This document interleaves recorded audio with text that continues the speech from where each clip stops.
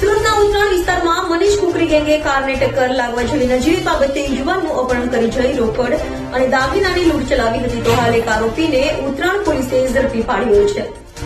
સુરતના ઉત્તરાણ વિસ્તારમાં ફરી કુખ્યાત મનીષ કુકરી ગેંગનો આતંક સામે આવ્યો છે, જેમાં કારે ટક્કર મારતા યુવકનું અપહરણ કરી રોકડા અને દાગીનાની લૂંટ ચલાવી હતી। કુકરી ગેંગના કિરીટ માવાણી આતંક મચાવ્યો હતો તો ભોગ બનનાર યુવક છૂટ્યા બાદ પોલીસને જાણ કરાતા પોલીસ આવતા પોલીસની ગાડીને ટક્કર મારી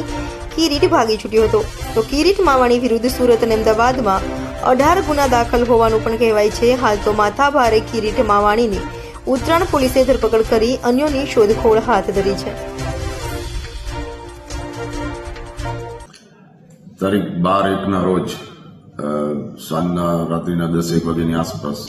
ફરિયાદી પિયુષ દિનેશભાઈ માવાણી જે પોતાની હેરિયર કાર લઈને આવતા હતા અને એ સમય દરમિયાન આરોપી કિરીટ માવાણી અને એના અન્ય મિત્રો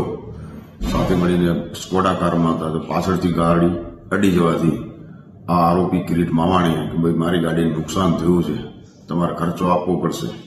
એમ કરીને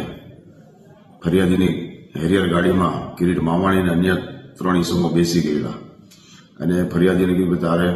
જો સમાધાન કરવું હોય તો મને 2 લાખ રૂપિયા આપવા પડશે, ખર્ચો મારે વધારે છે એમ કરીને એની ગાડીમાં બેસીને એને ગાડી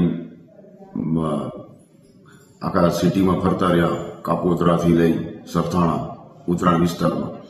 અને પછી ફરિયાદીએ એના મિત્રને ફોન કરીને કીધું કે મારે ગાડી અડી ગઈ છે, મારે આનું સમાધાન કરવાનું છે, મને પૈસાની સગવડ જોઈએ એમ કરીને પ્રથમ 50,000 રૂપિયા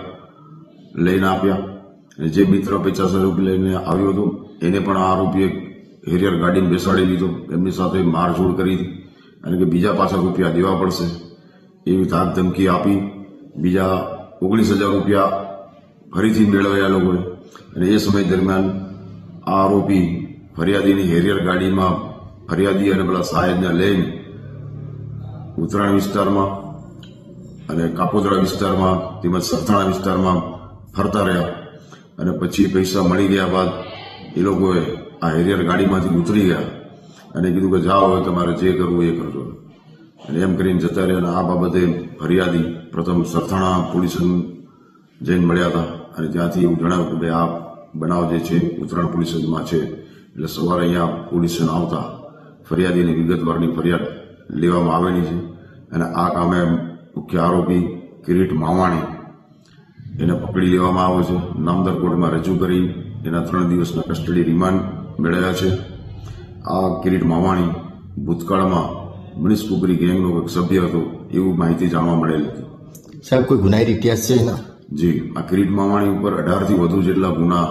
દાખલ થયેલા છે। સરથાણા, કાપોદ્રા, ઉત્તરાયણમાં જ ગયા વર્ષે પણ એક ગુનો દાખલ કરવામાં આવ્યો છે, તે સિવાય અમદાવાદ